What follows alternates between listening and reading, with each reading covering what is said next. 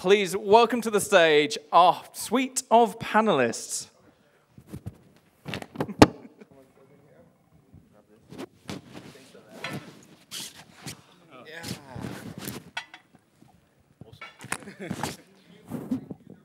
One, two. GM, how's everyone doing? Yo, GM, everyone. Feeling as lively as us by the sounds of it. This is Beyond the GM. My name's Neil. I'm from Nylon Blocks along with Elliot. We're based in London, and we wanted to get a panel talk together of some real-life degens, people that are living the NFT crypto life every day, people that I followed on Twitter for a while and seen their journey build up till now. We've got Laura Wolff from Spain. Nice to meet you guys. We've got Tuck here from Nylon Blocks. We've got Ethan here from the Bored Ape Council, the youngest in charge on the panel. And then we've got Wub, Sappy Seals founder, or founder, as you say. And then we've got Beast, who does the Grateful Show in... GM. And one of my favorite pages for NFT content, if I've been out and missed all the action on Twitter, then I go on to Beast Stories on Instagram and I get the insight. We've called our panel Beyond the GM because GM is kind of what we've been saying to each other every day for I don't know how long now, and it kind of just has become like NFT Web3 culture to start the day, or even if it's halfway through the day, to say GM to people on Twitter. I don't know if anyone else does it, or maybe it's just us. It's morning somewhere, always. You do it. Thank God for that. We want to go sort of beyond that today. Last night we were out celebrating the speakers' dinner, had the sticky toffee pudding, and then we bounced to Spotty Wi-Fi's event, which is a brand new venue called Arcade Apes, which was really interesting for a London venue because it was NFT inspired and led, and by the name Arcade Apes, there was sort of Bored Apes there, Mega Mutants and other NFTs, and Spotty Wi-Fi, who is known as the first CryptoPunk rapper, was performing, had his own beer there. So it was really interesting just seeing on the launch night in London as well, which it feels like we're still quite new and learning about NFTs, a venue that's led by NFTs, and it was packed out. Ethan, you went down early to meet some of the Bored Ape people. Yeah. What did you make of it? Oh, it was amazing. So I turned up about 4 o'clock with PTM.eth, who's the owner of the mega trippy grail that he bought for however many millions of dollars. And I walked down with him and his partner and checked it out. It was just amazing. The vibes were amazing. The owners of Arcade Apes were there. They gave me good high fives, showed me around. And it was just a really nice, warm welcome. And when we turned up later, the whole venue had completely changed. There was mega mutant serums everywhere, like massive barrels. The whole place was decked out with ape decorations. It was amazing. It's pretty crazy. Like, we've transcended beyond the metaverse, and we've actually got like real stuff, like real stores, restaurants, bars. Like, I didn't really realize that you could actually use like the PFPs, the apes, the IP to market to the people that you're wanting to attract to your store. It's actually pretty crazy. Like, it reminded me, I was speaking about this earlier, the whole NFT model now is changed so much. It feels a lot like how McDonald's works with their franchising, but instead now everyone's creating their own ape stores and ape restaurants, and it's really a really new way to do things, and it's quite interesting, yeah. And we're finally seeing it unfold and play out. Exactly. You know, people franchise from McDonald's to basically leech off of the McDonald's name because, you see a McDonald's, it's good food. You want to go there, you want to get a quick snack, you know exactly what you're getting.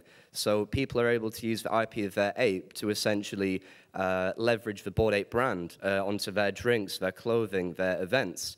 And that helps create a good credibility and trust to that brand. And then it can get marketed all over Web3 and in the real world. Doing good for a Yuga Labs council member. Exactly. Good marketing pitch. No, but it's so cool that people are using actually IP of their PFPs. And yesterday during the Arcade Apes, there was Spotty Wi-Fi, the best and only CryptoPunk rapper.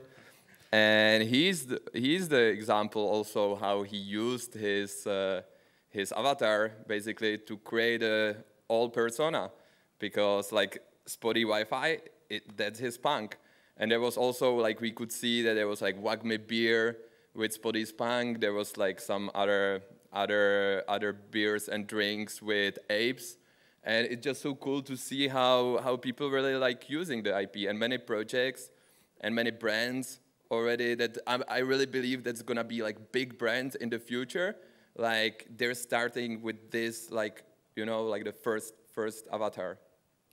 Yeah, it's interesting. It's a new way to start a business, community, you know, whatever you want it to be, I guess. NFT's just the tech, and then you kind of build what you want on it. And obviously, Wub, you've built something amazing with Sappy Seals. Yo. It'd be great to know sort of how you did that. I know it's not a quick story. But yeah, it's a long story. But just so people get the vibe of how you've ended up with this amazing community that are some of the funniest, wittiest people on Twitter, and really ride or die as well for the brand. You know that the Sappy Seal community is about on Twitter at the moment. Yeah, I mean, I can start from the top. So, I mean, the way Sappy Seals came about was, you know, as a bunch of friends, we thought it'd be a good idea to just make these cute little seals.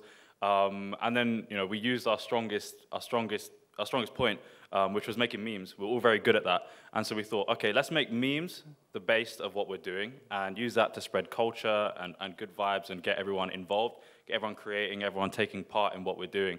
And people really like that. You know, people really enjoy just being themselves, which I think is part of Web3, right? It's, you know, expressing yourself in a way which you normally can't do in the traditional world. You know, sometimes if you were to post something kind of outlandish, your boss might call you up. But I think in Web3, we're more accepting of people just being themselves. And we really ran with that. And that's sort of what our brand is. And a lot of people enjoy that. We are, unfortunately, not as big as Bored Ape. We don't have massive stores and massive restaurants like using the IP, but I think we'll get there one day. We're working on it. I believe in you. Thank you. It's so interesting that if you give people this, like, let's say, initial lore, like, they really start creating things. Yeah. And I think, like, your community, or, like, the seals, like, they're really, like, if I check Twitter and go through the timeline, I see seals creating memes. Yeah, I mean, it's just, they enjoy doing it. It's like their pastime, and they just turn it into something that they, you know, can actually get rewarded for. And that's what it's all about, right? It's about allowing people to be creative and profit and earn and network from that, which is an opportunity that most people don't get, I think. It's really hard to find a community that really aligns with what you enjoy doing yourself. And that's what NFTs basically are. It's like entertainment, but digitally captured with, you know, massive decentralized groups around all taking part. It's really interesting.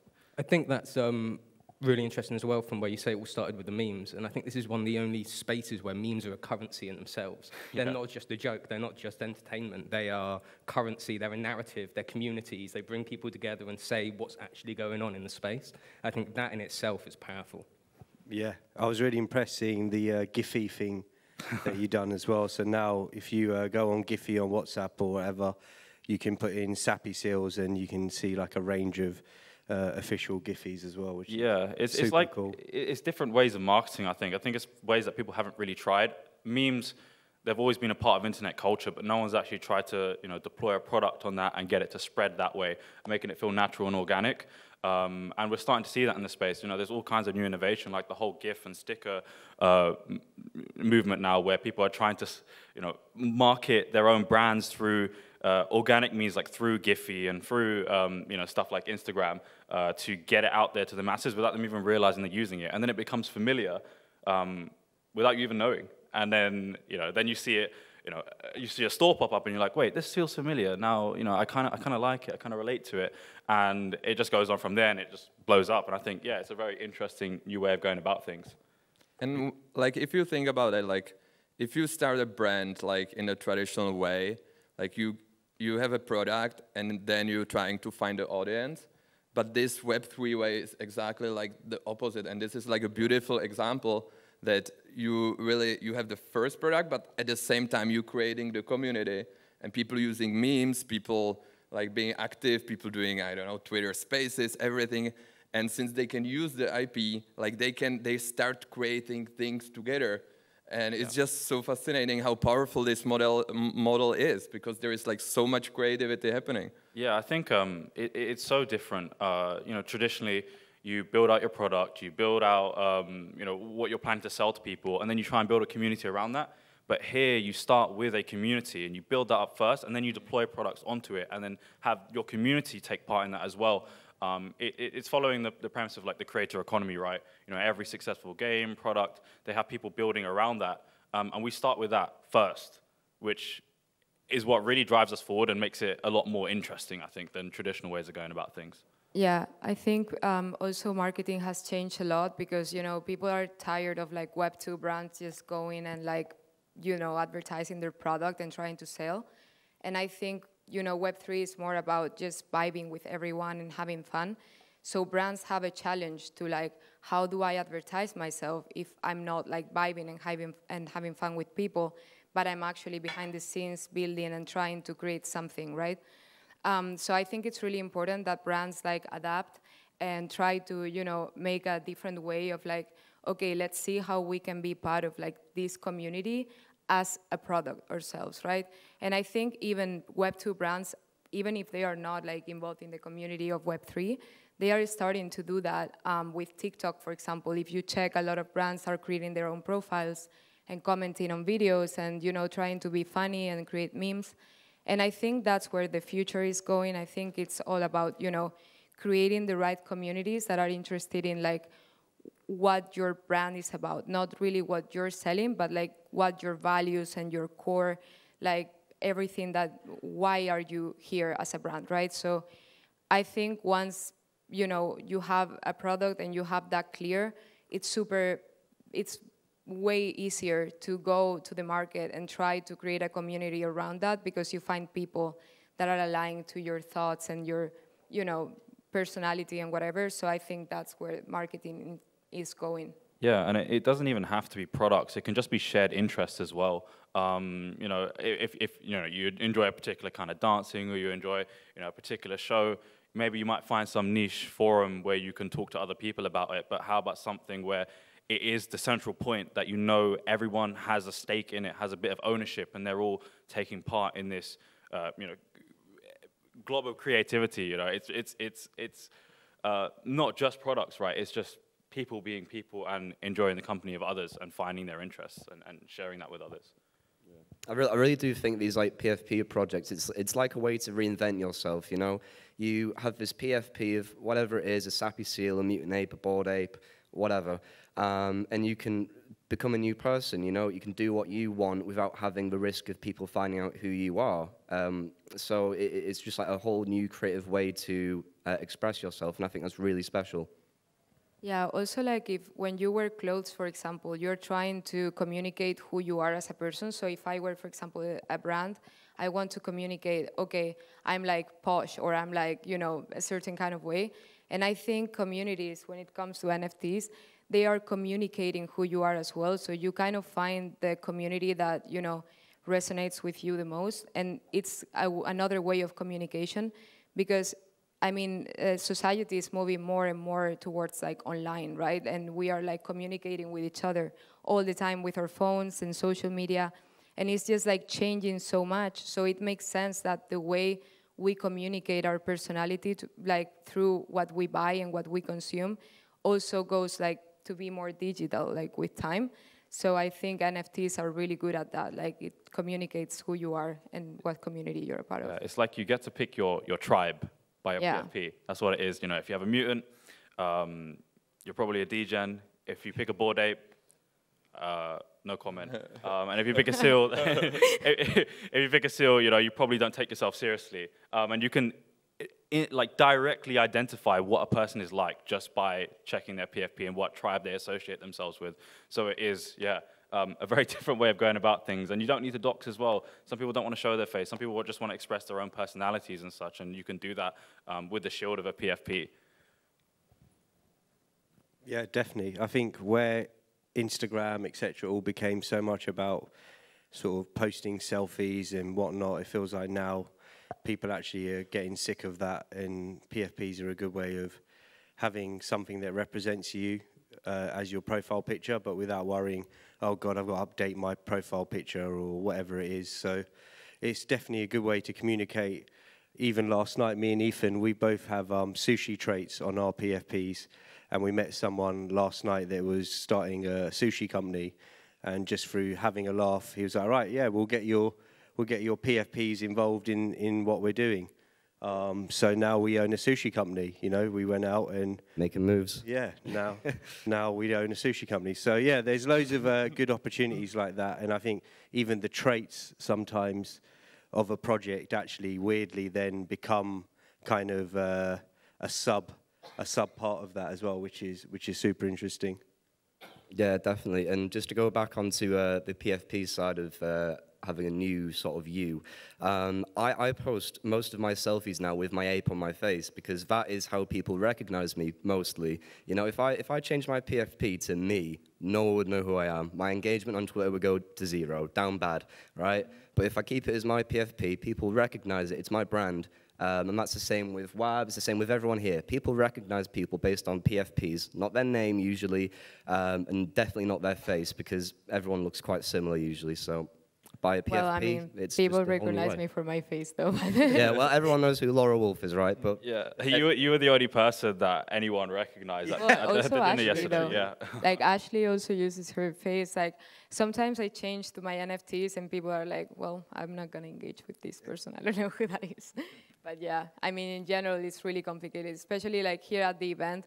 I know that I know most people here, but I just don't know who everyone is because I only know cartoons. So it's like, oh, they don't look like they're cartoon PFP, so I don't really. Yeah, you did have some people who are rocking these nice hoodies with their punk on it or their Bored Ape, and you could actually recognize who that person was, which I thought was quite funny. It's like I couldn't recognize the face, but I can recognize this little scribble on his T-shirt, and now I know exactly who that is. Yeah, it's funny. And it's so funny, we were just talking about how similar people are in the digital space and in the physical space, that like we know each other, I think through GMs actually, that like we say GM to each other like every single morning, and we know each other from like Twitter and the space for months.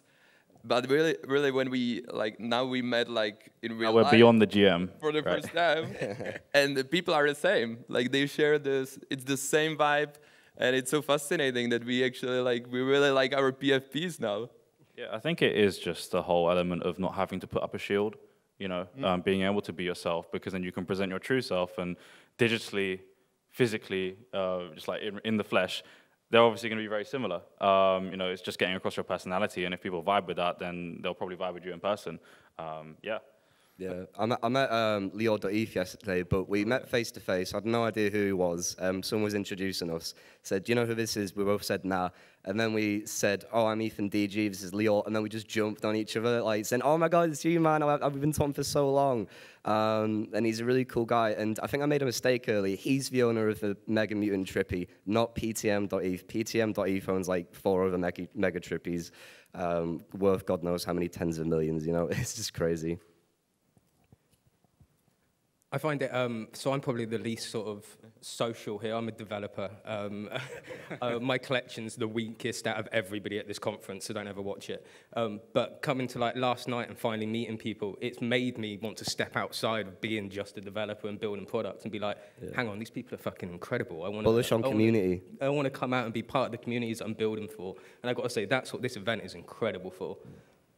Definitely. Yeah, it's so cool. I feel like I know everyone for like life, basically. Like I remember the moment Beast introduced himself, because I've been talking to him like for so long actually. Like we started talking on Instagram, and like he was like, "But I'm Beast," and I was like, "Oh my God, no way!" So I Let's jumped, go. like we hugged, and it was so cool. And the same with WAB and with everyone here. Like it was like, "Oh my God, it's you! I can't believe that." And then you feel so close to people, like even though you just met in real life, but you have been like communicating and vibing with everyone for so long. It feels like a family, really. Yeah, I think the world is generally quite fragmented nowadays. You know, people stay inside a lot. People don't get out, and you make less friends. But you do recognize that the online friends are real friends, and it's a nice feeling, you know, meeting up with everyone. I think NFT projects sort of bring the fragmentation together more, because a lot of people before it and before the mass spread of like internet and mass communication, people were very insular and didn't know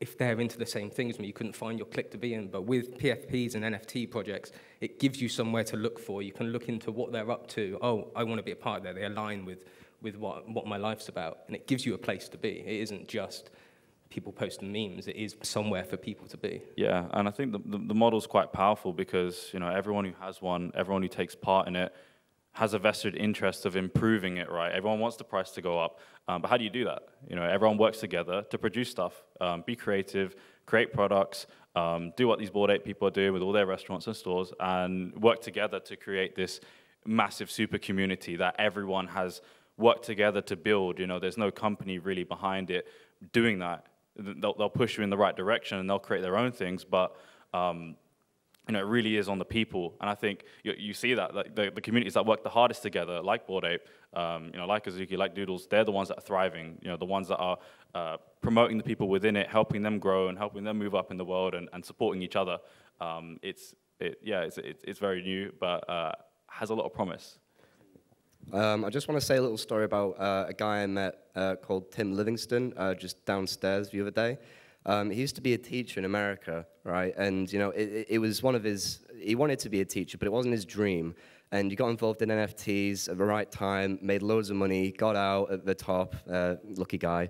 And now he's doing exactly what he wants to do. He now works for NFT.NYC, and he's doing his dream job. And I think that's just one of millions of stories of people that have come into Web3 that haven't had riches beyond imagination and can now do whatever they want. You know, I'm 19, I don't have rich parents. I used to live in a terrace house, but I worked my way up and I've made something of myself, and I'm really proud of that, and so has many people in this space, and that's just an amazing thought. Big man at 19, yeah? Big man. 19 with the mutant apes. Yeah, I think the equal opportunity as well. Equal opportunity, it's like the first time where everyone's had the same chance at opportunity. And it's something quite sacred that's pretty exclusive to the space, but I think it's going to become more normalized as we move on. You know, if you ever want to participate in a company or have a stake, there's loads of gatekeeping and steps you have to go through, and it's quite inaccessible to the average person. But nowadays, you know, you just go online, you take out your wallet, you put some Ethereum in, and bam, now you have a stake in something. And it's just a very different way of going about things. I also think the tools to be able to do that have become a lot more accessible and sort of easy for people to use. So anybody will be able to have an idea for a community. It doesn't need to be a PFP project. It could just be a community for bringing people together. And they'll be able to launch it in minutes, and it'll cost them nothing. And they'll be able to like, instantly involve their loyal customers or their friends or whatever. And that is what's also going to open it up and bring a lot more people into the space. Exactly, and in developed countries, you know, like most of the population doesn't have a bank account, so they actually trade in cell phone minutes as their currency, which is really interesting. But you know, Ethereum and crypto creates a solution to that. All they need is Wi-Fi, and they can be completely self-custodial of their wealth, their finances, and their future, and not be discriminated against because of who they are.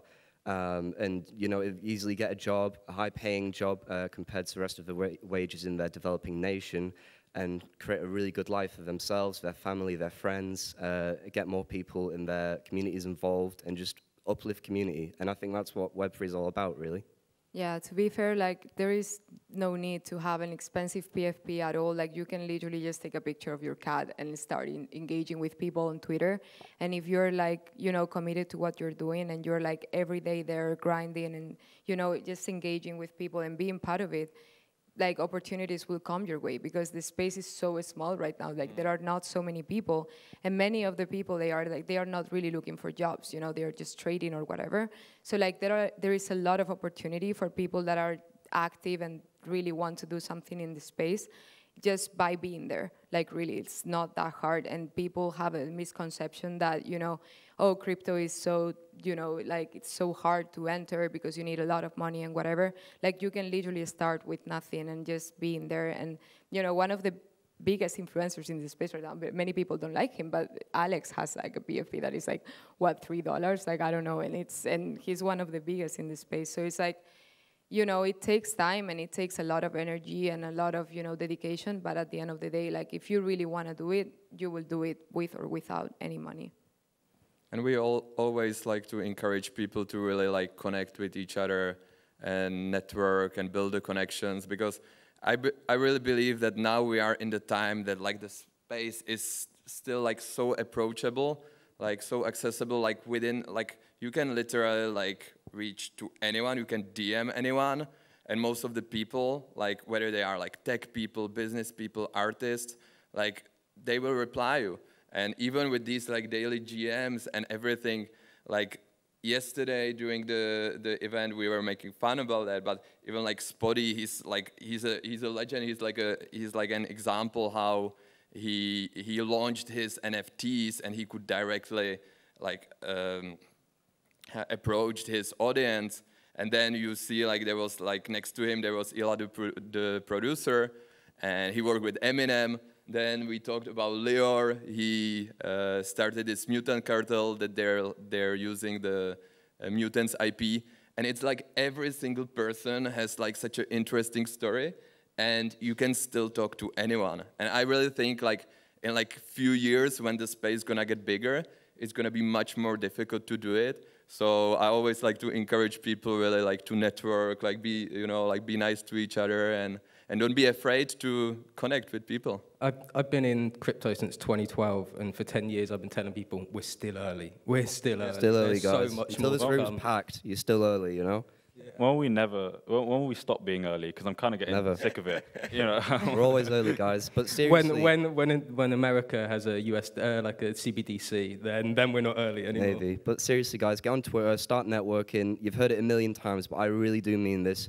Your network is your net worth. I swear to God. That's all I had, a network, and then net worth came out later.